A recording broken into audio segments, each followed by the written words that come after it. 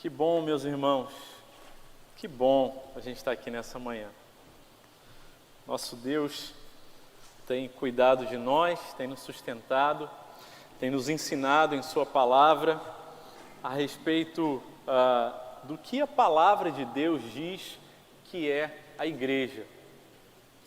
E nós temos o nosso coração cheio de esperança por ver aquilo que Deus tem feito em nossa igreja. Quando a gente vê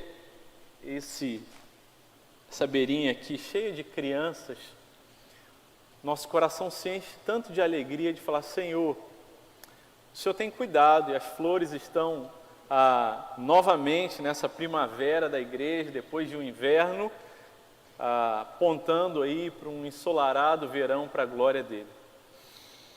Quando trabalhávamos como missionários entre indígenas em São Gabriel da Cachoeira, nós trabalhamos os 3 primeiros anos com um povo chamado povo tucano.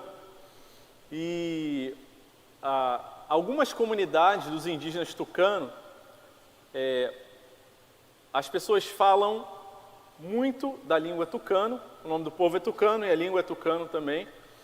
E as crianças também falam muito tucano. Samuel aprendeu a falar tucano ali, aliás, ele aprendia a se comunicar. Eu não sei como, mas ele se comunicava, ele brincava junto com as crianças que falavam nada de português. Marisol já nasceu um pouco depois, então ela não teve essa oportunidade de aprender. Mas outras comunidades mais distantes de onde a gente trabalhava, da mesma etnia, do povo tucano, as crianças não falavam em tucano, falavam em português.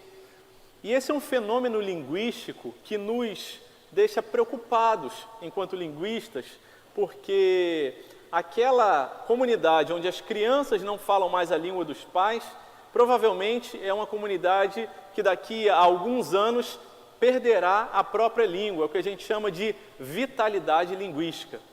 Então a gente até questiona, será que vale a pena traduzir o Evangelho para aquela língua, visto que a vitalidade linguística está muito baixa?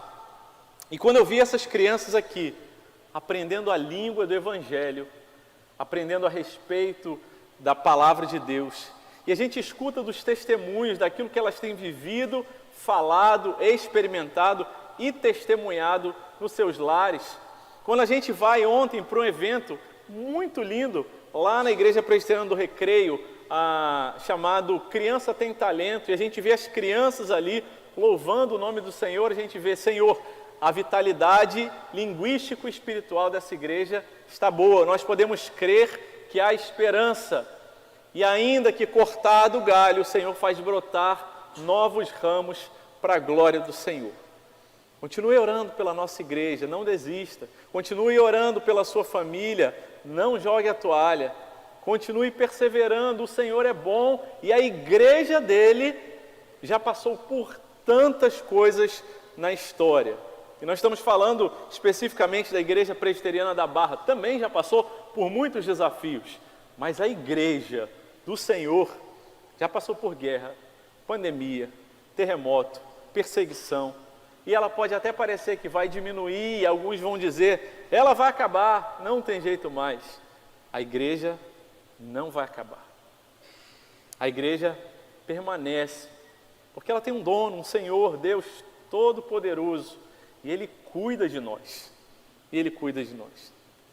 A igreja é feita de gente que teve que deixar os seus países como refugiados, frutos de perseguição, e atravessar dias e dias caminhando na neve, congelando literalmente os seus pés, levando só a roupa do corpo, atravessando rios congelados, se afastando de parentes que nunca mais viram, chegando em terras e idiomas novos, mas o Senhor fala: vocês são a minha igreja, vocês vão em frente. Nós conhecemos um casal de missionários da igreja menonita, e eles têm a história deles, eles são muito apegados à história deles. Carlos e Eufrídio, com a graça de Deus, vocês vão conhecer um dia, pessoalmente, e eles contam a história. Pastor, os nossos avós contavam o que foi fugir da perseguição. Uns foram para a Rússia, outros para a China, eles saíram ali da Europa, chegaram no Brasil sem nada, só com a fé deles. estão aí servindo ao Senhor e a igreja segue. E é a respeito dessa igreja que nós temos conversado, escutado a palavra do Senhor. E esse texto que nós vamos meditar hoje é um texto muito especial, porque ele diz para que a igreja serve. Qual que é o propósito da igreja? O apóstolo Paulo vem conversando lá desde o começo da carta de Paulo aos Efésios, você já pode ir abrindo aí, e ele fala sobre tudo que Deus fez, glorifica o Senhor, fala da nossa condição, antes como aqueles que viviam longe do Senhor. No capítulo 1 ele faz uma bela oração, uma oração tão profunda.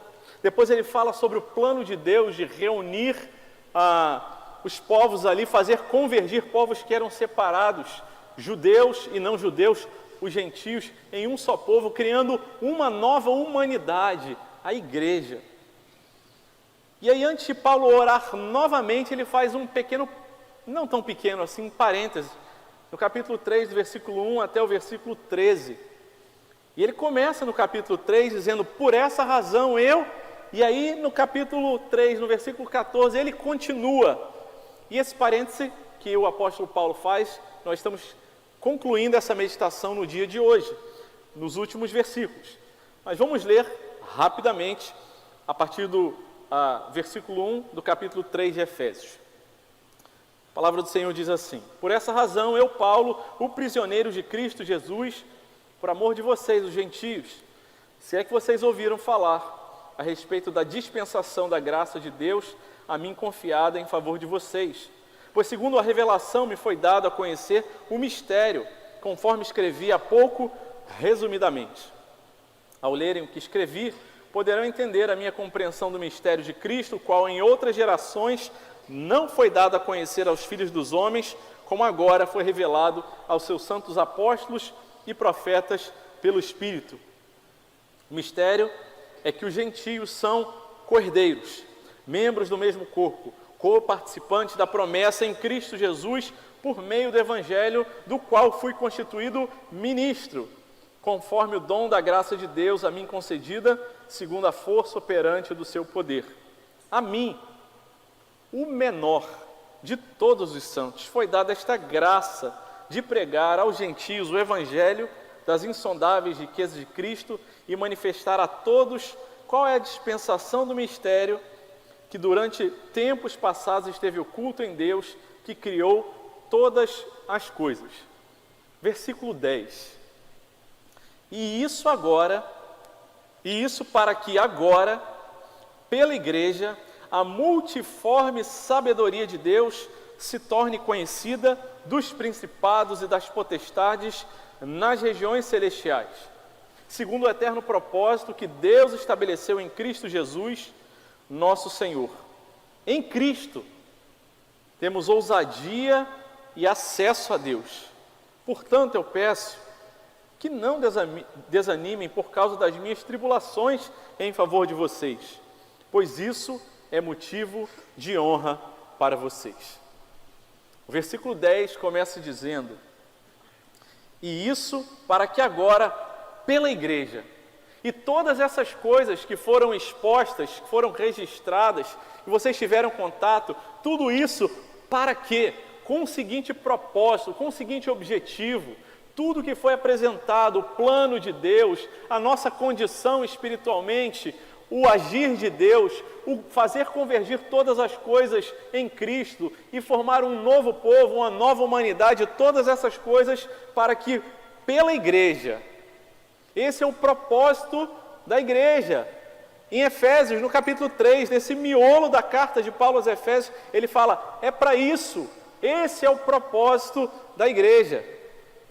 E quando nós lemos, ouvimos a respeito disso, nós precisamos olhar para a nossa própria vida, para a nossa comunidade e dizer, esse é o propósito da nossa igreja. Existem muitos outros propósitos secundários, periféricos, mas esse é o propósito. É aí que Deus aponta com clareza, usando de forma inspirada o apóstolo Paulo a registrar, dizendo, é para isso que nós somos igreja, nós não somos um clube, Nós não somos um partido político, nós não somos pessoas que se envolvem apenas para fazer ação social, não somos pessoas que vêm aqui só para estudar um livro, mas nós temos um propósito, e a palavra de Deus diz que para que agora, pela igreja, a multiforme sabedoria de Deus se torne conhecida. Como podemos viver o propósito de Deus para a igreja? Para que nós fomos feitos? Por que nós fomos feitos? Qual que é o motivo? Qual que é a razão? Qual que é o propósito de Deus para a minha e para a sua vida enquanto igreja? Tudo que foi criado com um propósito.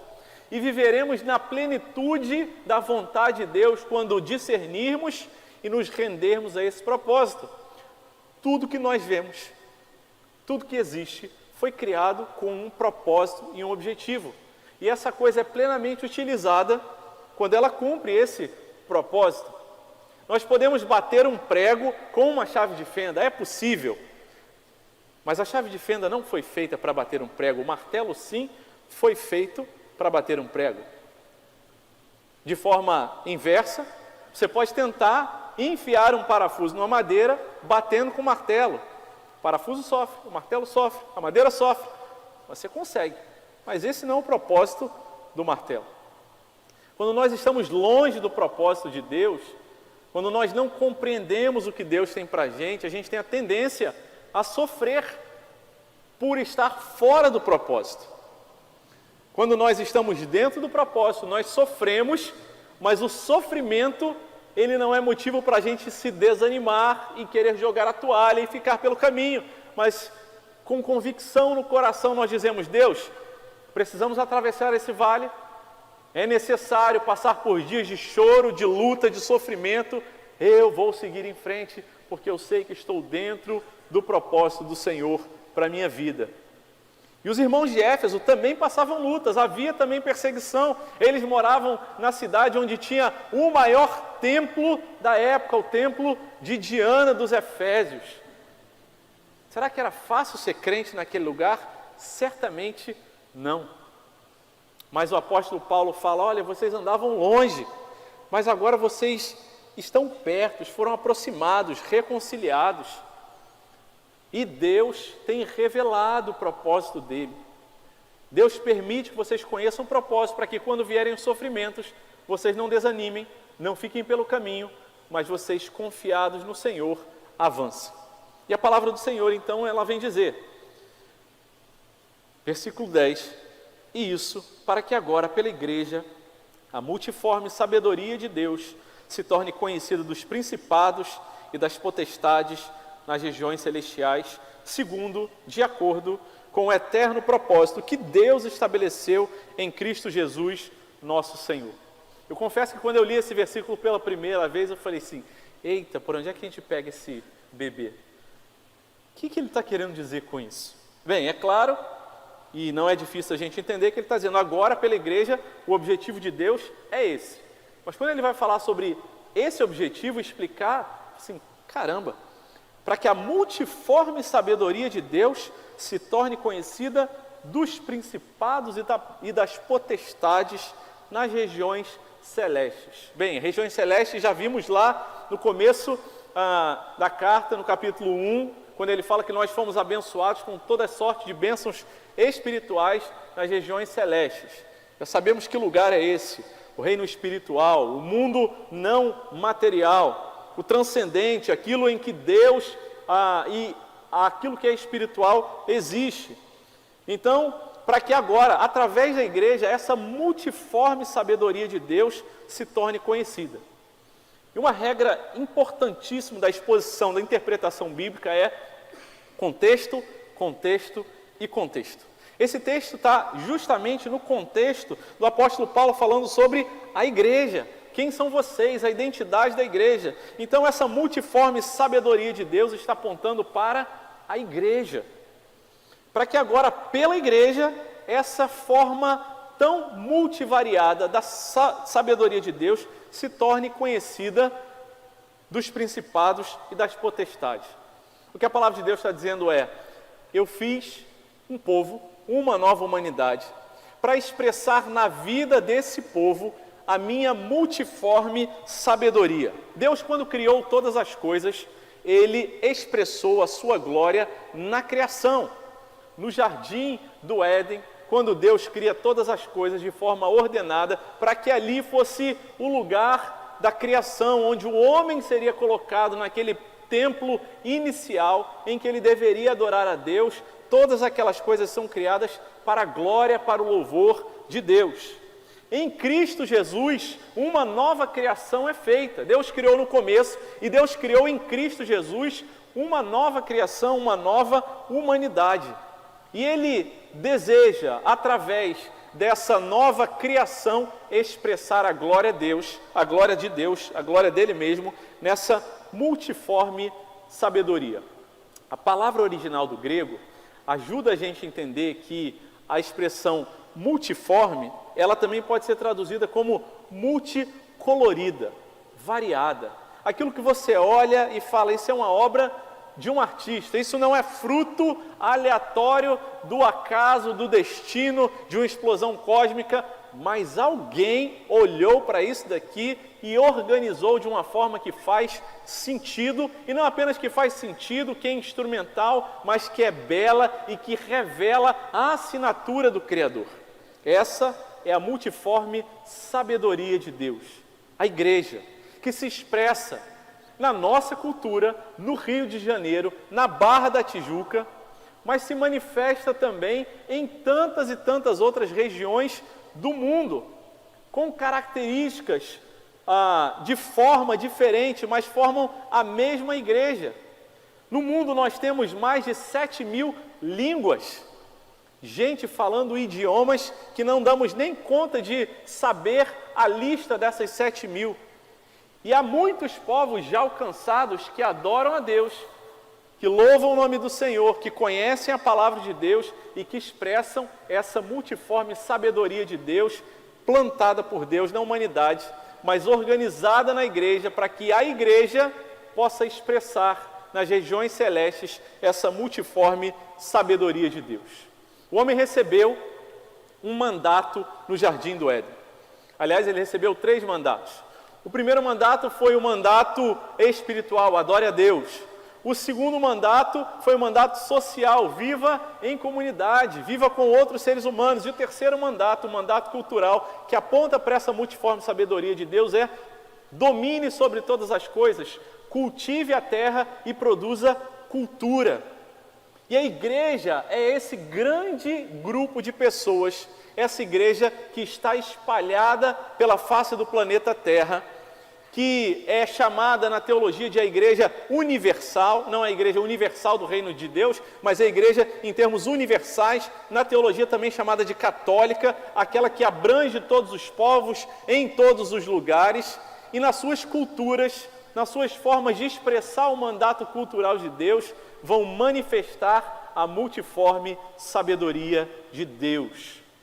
É gente diferente, em culturas diferentes, mas que caminha junto com um objetivo único: manifestar a multiforme sabedoria de Deus e assim glorificar a Ele. Isso significa dizer que dentro desse salão, desse templo, dessa tenda,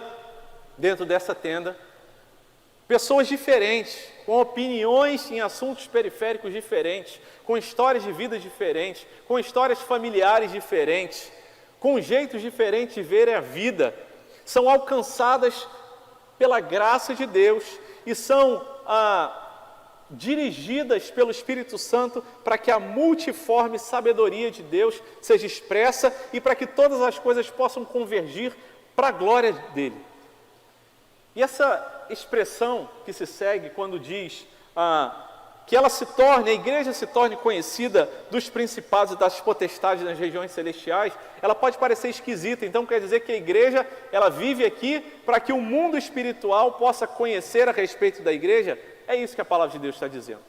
A igreja já conhece, a igreja vive isso, a igreja pode experimentar, se deslumbrar, contemplar essa maravilha do que é ver tantos povos diferentes juntos, unidos, no mesmo propósito, que atravessa a história, que passa por problemas, por dificuldades, por perseguições, mas não acaba, mas se reinventa e sempre tem os seus remanescentes sustentados pela glória de Deus, para manifestar a multiforme sabedoria de Deus. Essa expressão multiforme, ela era usada naquele contexto ali, por aqueles que faziam trabalhos de tapeçaria.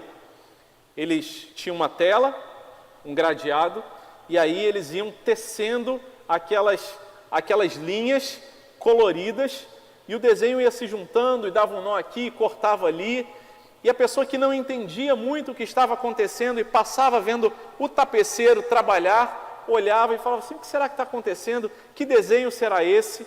Mas quando a obra está completada, quando se conclui aquele propósito do tapeceiro, a pessoa pode olhar e falar: uau, que sabedoria, que planejamento, que propósito maravilhoso.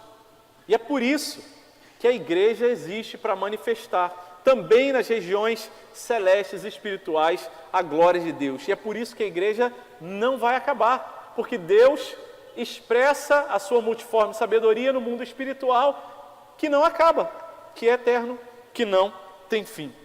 A igreja então é essa que vive com gente diferente, com gente imperfeita, mas que Deus coordena todas as coisas.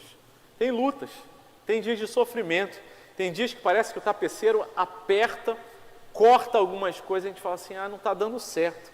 Mas quando você olha e sabe, eu faço parte desse projeto de Deus, e ainda que eu não entenda a visão e o desenho geral, eu posso descansar na certeza de que é um Deus que cuida de nós, que está no controle, que conduz a história. Nós podemos descansar.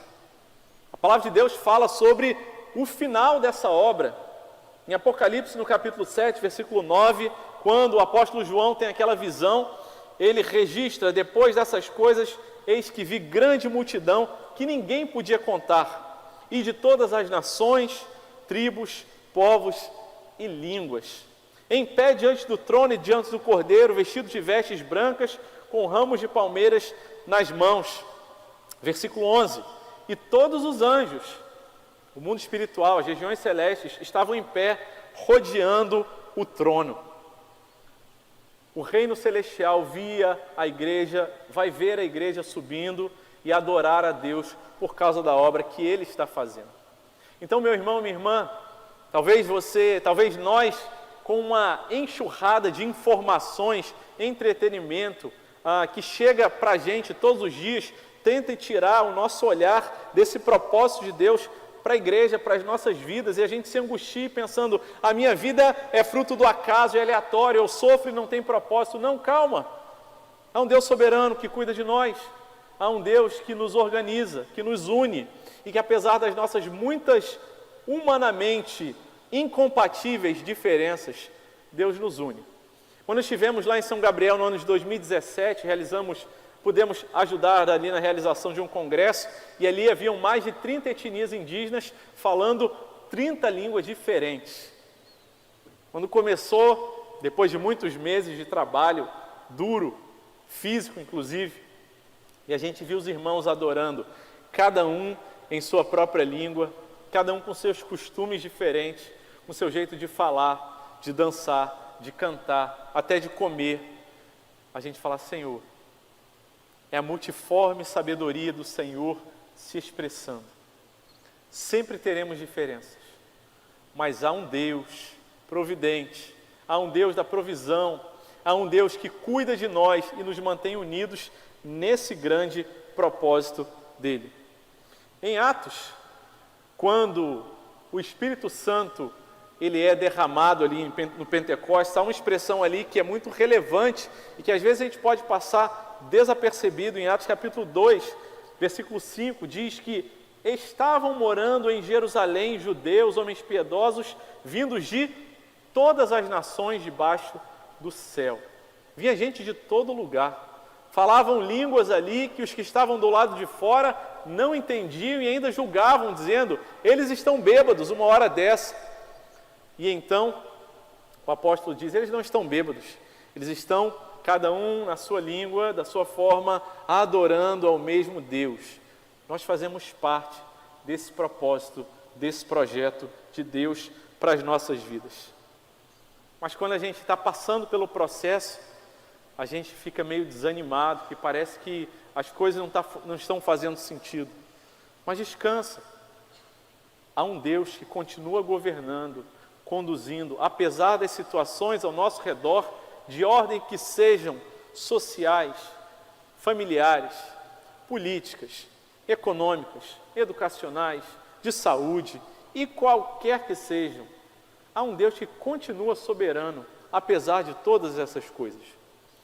Há uma música, um autor chamado Leonardo Gonçalves, chamado Tapeceiro. E ela diz assim: tapeceiro, grande artista, vai fazendo o seu trabalho, incansável, paciente no seu tear.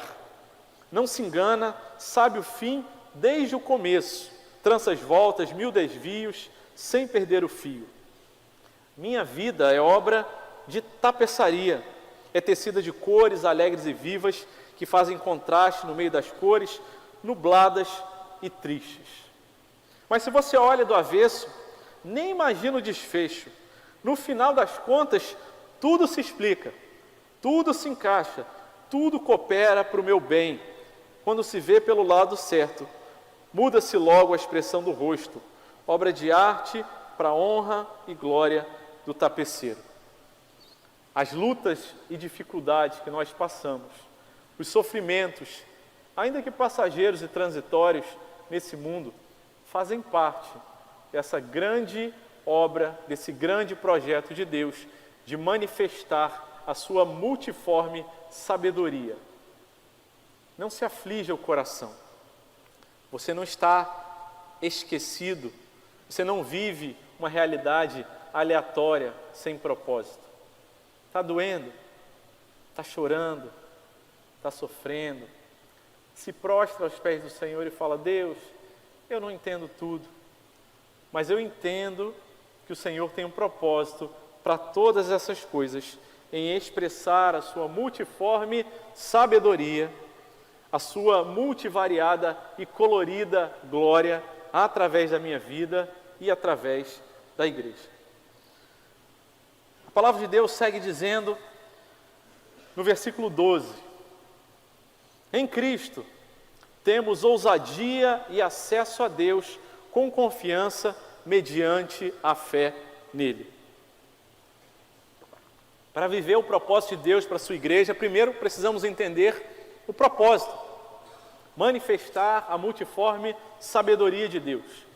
Mas Deus também provê para a gente possibilidade, capacidade. Ele que dá a gente a possibilidade, a força para a gente viver aquilo que Ele falou que a gente deve viver. A gente não depende das nossas próprias forças. Aleluia! Por isso nós precisamos confiar no Senhor. E é por isso que a palavra de Deus, o apóstolo Paulo segue dizendo: em Cristo, nós temos ousadia e acesso a Deus com confiança, mediante a fé nele. Para a gente viver todos esses desafios dessa multiforme variedade e essa sabedoria de Deus, nesse grande projeto dele, se depender de nós, esse projeto vai fracassar, não vai dar certo. Mas porque temos ousadia e acesso em Cristo à presença de Deus, à esperança, bom ânimo, propósito, fôlego para as nossas vidas. O apóstolo Paulo está dizendo: meus filhos, meus irmãos amados de Éfeso, meus irmãos amados da Igreja Presbiteriana da Barra, nós temos em Cristo ousadia e acesso. A palavra ousadia fala sobre a ideia original, é sobre ter a liberdade de se expressar, de falar aquilo que você tem para falar, que você quer falar, de colocar para fora o sentimento do seu coração com ousadia, com coragem e sem medo. Em Cristo nós temos ousadia, possibilidade de estar na presença de Deus, e mesmo sabendo que nós, pecadores, indignos de estar na presença de Deus, merecedores do inferno, da condenação eterna, nós somos alcançados por Cristo e temos agora coragem para entrar na presença de Deus. Cristo, ele faz aquilo que reverte o nosso estado que foi alcançado, que foi atingido no Éden. No Éden, no jardim do Éden, nós fomos expulsos. No jardim do Éden, por causa do pecado dos nossos pais, por causa de Adão e Eva, a reação inicial dele, a herança que nós trazemos desde lá, eles ficaram com medo de Deus, por isso eles se esconderam. Quando Deus, na viração do dia, foi conversar com Adão e Eva, eles se esconderam. Ficaram ali, e aí quando Deus chama Adão e Eva, cadê vocês? Por que vocês esconderam? E eles respondem, nós ouvimos o Senhor chegando e tivemos medo. Mas antes não havia medo. Mas por causa do pecado, o medo entrou e é por isso que a gente vive com medo hoje em dia de ser rejeitado, de receber mais notícias, de enfrentar situações que a gente acha que a gente não vai dar conta, de ter que atravessar situações na nossa família, no nosso coração, na nossa mente, que a gente não queria, a gente tem medo. Mas a palavra de Deus está dizendo, há refúgio para nós, há um lugar seguro, onde sim, nós temos consciência da situação ao nosso redor, mas onde não precisamos mais temer, porque há um Deus soberano que nos abraça e fala, meu filho, venha com ousadia, com liberdade, você tem acesso à minha presença. A ideia daquela criança, filho de um grande executivo, o número 1 de uma grande empresa, e que as pessoas não podem chegar até aquele grande executivo, precisam marcar horário, não podem se aproximar porque ele é cercado de seguranças, de uma estrutura ali que impede que as pessoas tenham acesso até ele. E um dia o filho fala, estou com muita saudade do meu pai e eu quero vê-lo.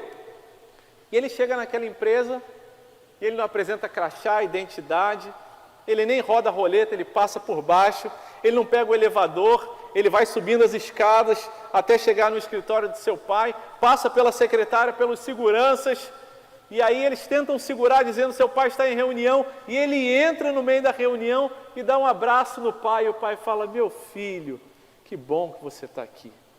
Esse é o acesso livre que o Senhor nos dá. Há sempre tempo para a gente, há sempre um coração e ouvidos disponíveis a ouvir a nossa oração, o nosso lamento e de acolher e recolher as nossas lágrimas. Porque em Cristo nós temos esse ousado acesso, o acesso sem medo. Mas muitas vezes nós imprimimos em Deus sentimentos que a gente tem por causa das experiências com as outras pessoas. Eu tive um pai que me tratou mal, que foi muito duro comigo. Então Deus Pai também vai me tratar assim. Eu fui abandonado, será que Deus também vai me tratar assim? Eu fui injustiçado, será que Deus também vai me tratar assim? E eu sofri tantas e variadas coisas nesse mundo, mas eu posso ter esperança, porque a palavra nos diz que em Cristo nós temos acesso e ousadia com confiança, mediante a fé em Cristo Jesus. Nós podemos nos jogar nos braços do Senhor, aos pés dele e abrir o nosso coração, porque, meus irmãos, Deus ama os sinceros.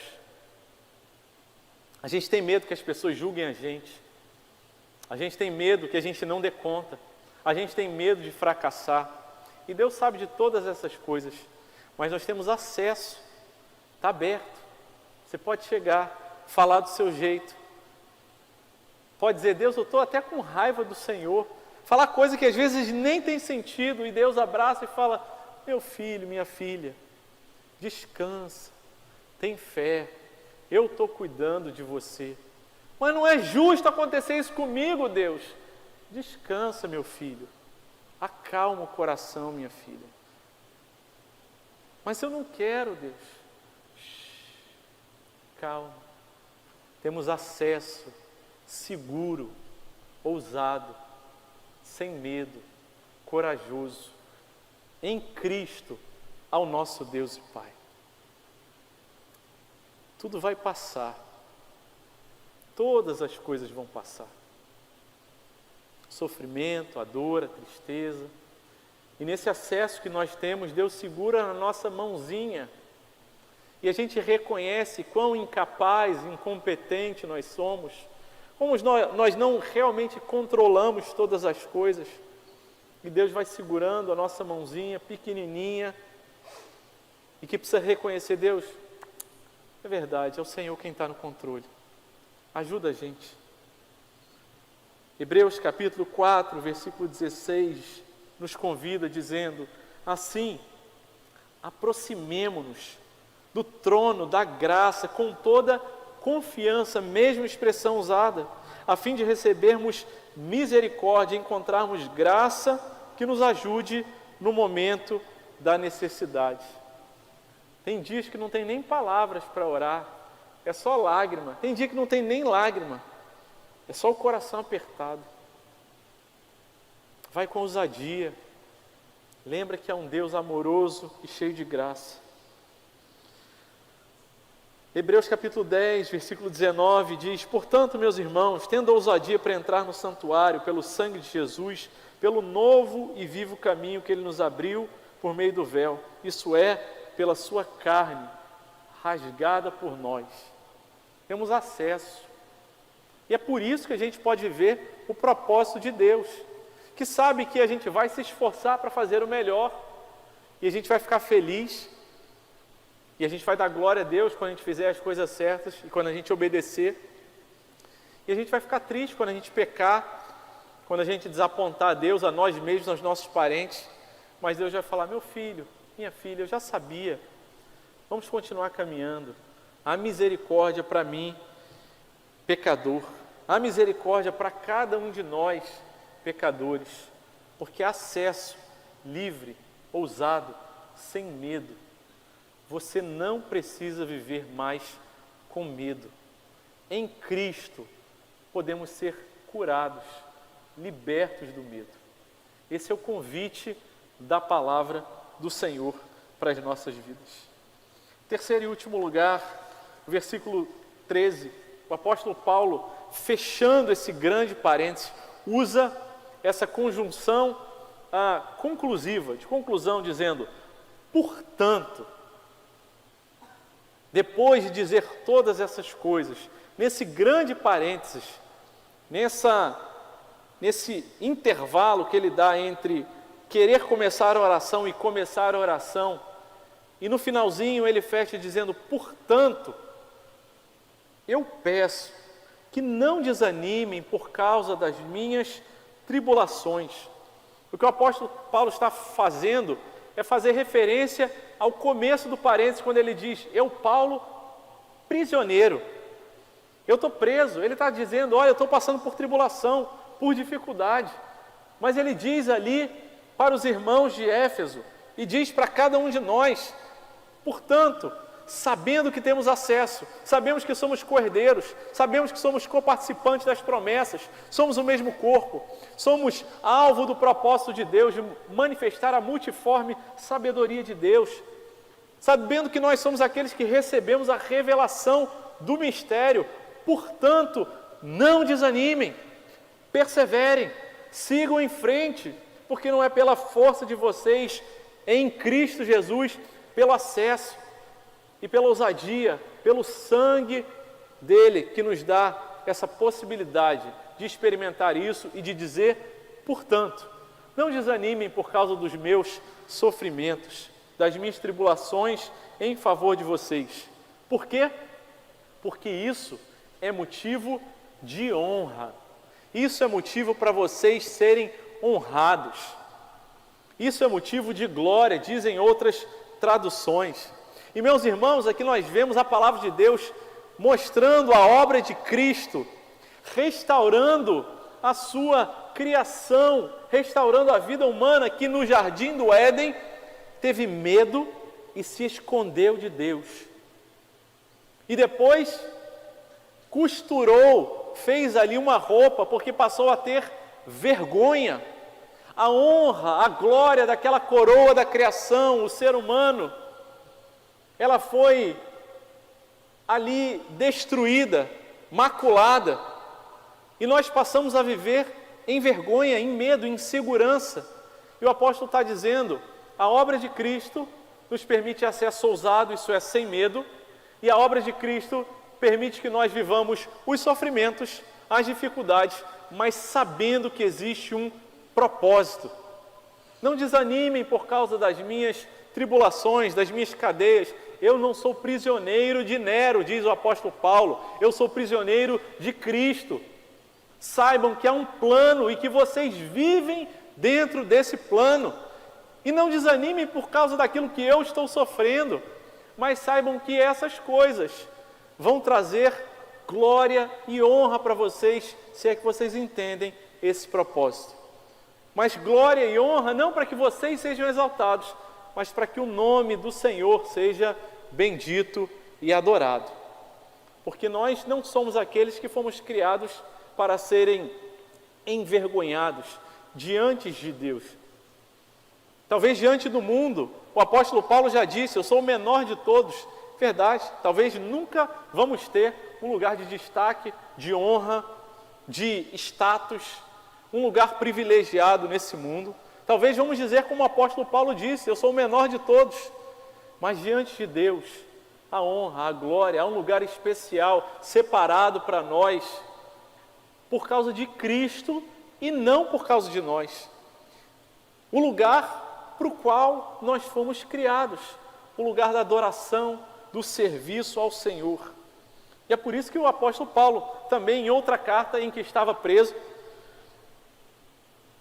aos Filipenses ele escreve, eu digo isso, não que eu esteja necessitado, ele estava preso, mas ele diz que eu digo isso porque eu aprendi a viver contente em toda e qualquer situação.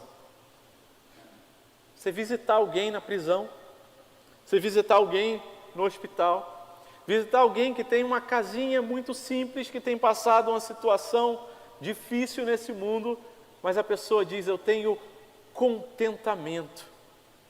Eu estou contente, não é por causa da situação ao redor, mas é por causa do meu Deus, porque Ele se revelou, porque Ele me alcançou. E na mesma carta de Paulo aos Filipenses, lá no começo, ele disse, quero ainda, irmãos, que saibam que as coisas que me aconteceram têm até contribuído para o progresso do Evangelho. É ruim, é difícil passar por essas coisas, mas saibam, Deus na sua providência usa todas as coisas para que o nome dele seja glorificado.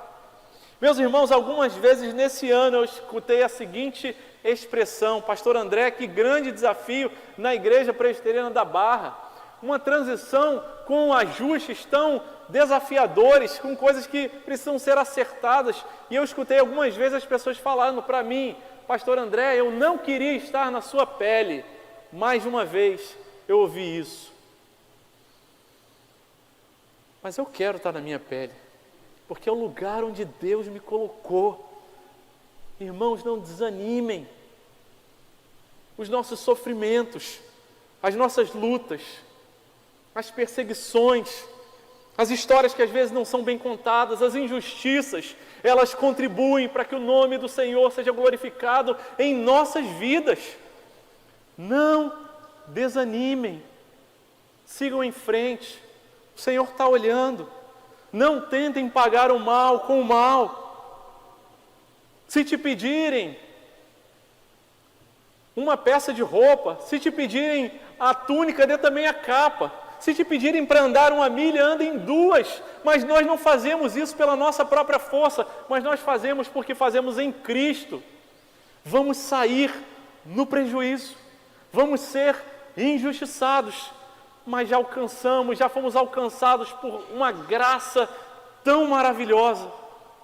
Somos vasos de barro carregando em nós o tesouro das insondáveis riquezas de Cristo. Então não há prejuízo, não há sofrimento, não há dor que se comparem à glória do porvir e à manifestação de Deus já nos dias de hoje. É por isso que tem gente, escutamos testemunhos e conhecemos pessoas que, apesar de grande sofrimento, de diagnósticos terminais, de dores que os medicamentos já não podem dar conta.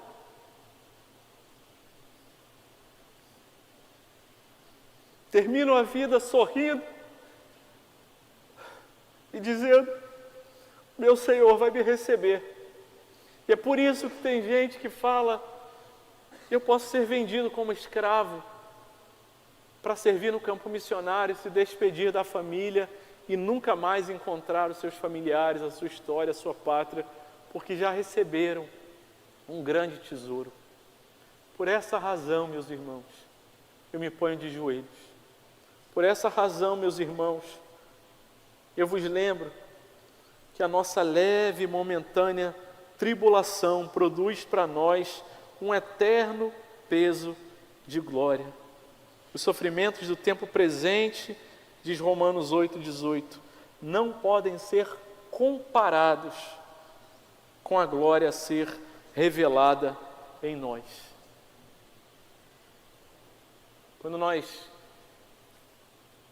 Quando quem participa de prova de corrida tem uma experiência que quase toda prova acontece, aquele grande número de pessoas ali, e sempre tem um, parece que Deus coloca no momento ali certo, que a gente precisa, que a gente está ali cansado, fala assim, por que eu entrei nesse negócio? Eu estou cansado demais, eu não aguento mais correr.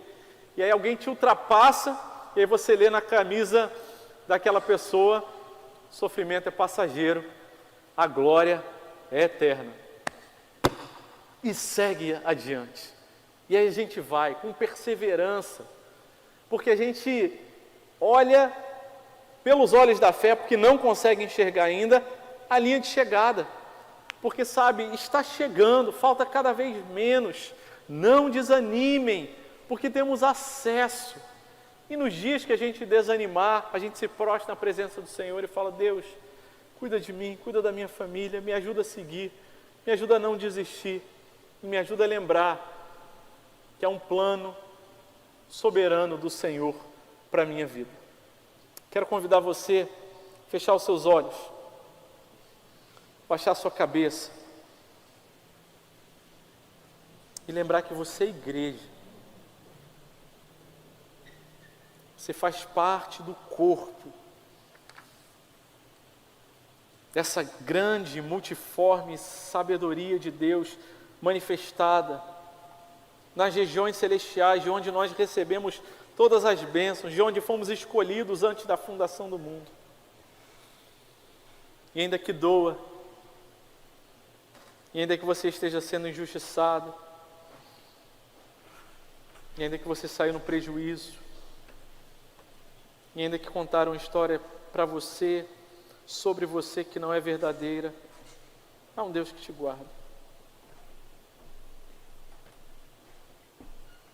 Senhor Deus, obrigado pela Tua palavra, escrita primeiramente para os irmãos de Éfeso, mas que ecoa até hoje em nossas vidas, que nos ajuda a lembrar que é passageiro esse sofrimento, e esse duro momento em que atravessamos não pode ser comparado com a glória a ser manifestada em nós. Senhor, renova a nossa fé, ajuda-nos, Senhor, a lembrar que para isso foi criada a Tua igreja, com esse propósito de manifestar a Tua glória, Pai. E o Senhor vem podar, o Senhor vem fazer o polimento, o Senhor que é o tapeceiro, que conhece a obra no final. Ajuda-nos, Senhor, a descansar em Ti, na Tua presença, no acesso que temos ao Senhor, com ousadia, com confiança. Ajuda-nos, Senhor, a descansar pela fé e seguirmos, não desanimando, sabendo que mesmo os sofrimentos, as lutas e dificuldades são usadas pelo Senhor para que Teu nome seja glorificado, o Evangelho seja espalhado, nós possamos nos alegrar e descansar em Ti. Assim oramos com gratidão, em nome de Jesus. Amém. Amém.